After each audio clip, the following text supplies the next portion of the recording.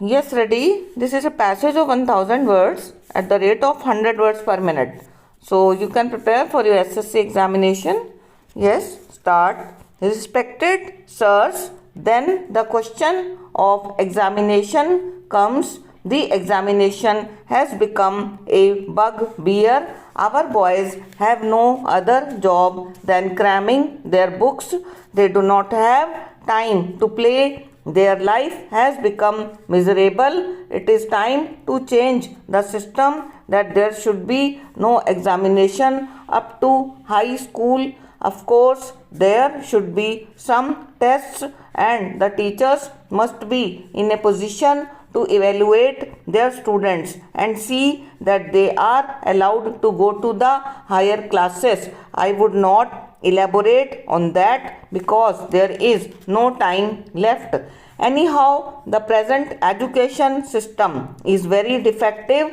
As far as inspection is concerned, I would suggest that the teachers must be there for inspection. It should be a promotion post for the teachers.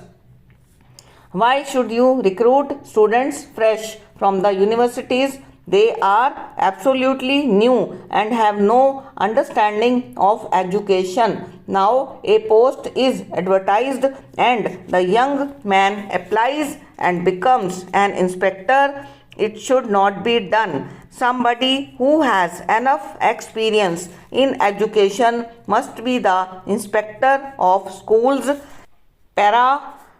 Another thing that I want to point out is these public schools have become a menace.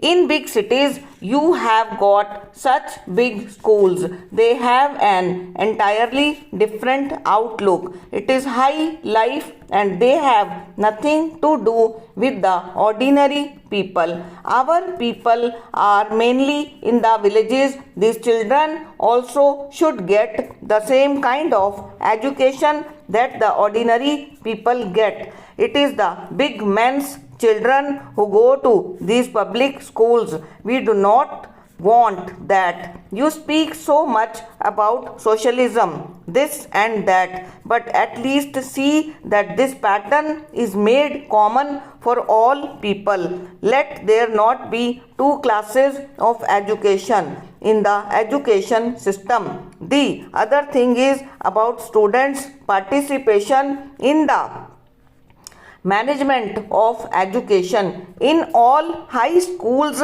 and universities, there should be students' participation. How to do that? I would say that in the university bodies, along with the representation of the teachers and non-teaching staff, the students should also have representation in the Senate, syndicate, etc. They should be there.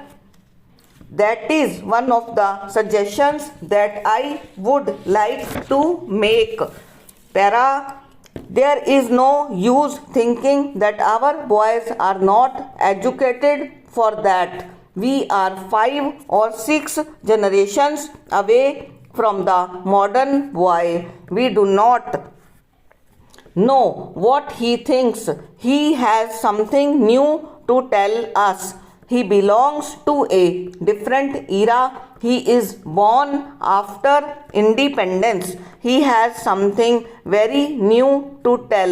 Let us take him into confidence and let us have him in these university bodies. So a complete reorganization is necessary and this should be immediately attended to. As it is, we have theory without practice, knowledge without knowing, and life without living. This has to be stopped. Knowledge is through knowing, life must be through living, and this can be achieved only if better education is given to the toiling people and workers. Sir, the central government has implemented its assurance with regard to the central universities. With regard to the state universities, they have shifted their position. Para. Previously, the position was that the state government had undertaken to implement the same scales of pay and the central government was supposed to undertake the responsibility of financing it to the extent of 80% of the additional cost up to a period of 5 years. That was the position. Surprisingly enough, later the government altered its decision and went back on the solemn assurance given in Parliament. Now they are asking the states to modify their scales of pay under intimation to the central government about the details of the modifications they have made. They have also made it clear that it must not be more than what the central government decided.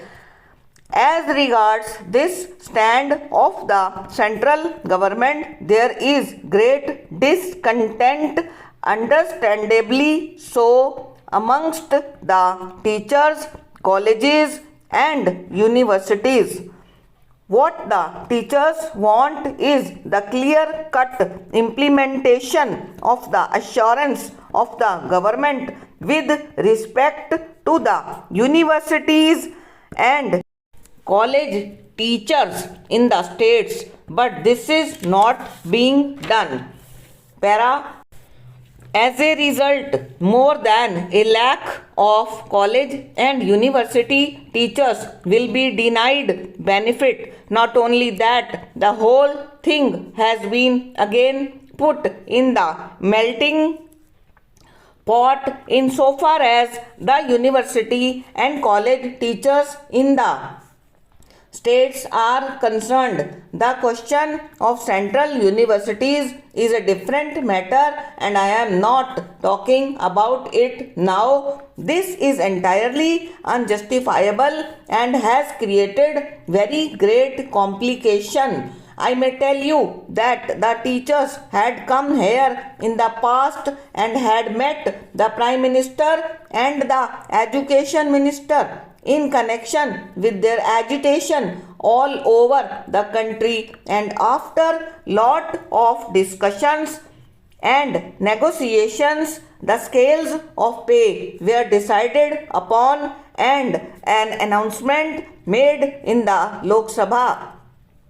A clear assurance was given to all concerned, supported, I believe, by the Prime Minister, that the central government revised scales of pay would apply to the central and state university and college teachers alike.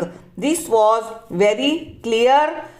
Para. Now, on what authority was this decision changed and why Parliament was not informed?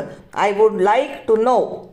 The Parliament has been in session for some time now. Has the Minister informed the Lok Sabha that they have modified the decision conveyed in this statement of 29th March to the Lok Sabha?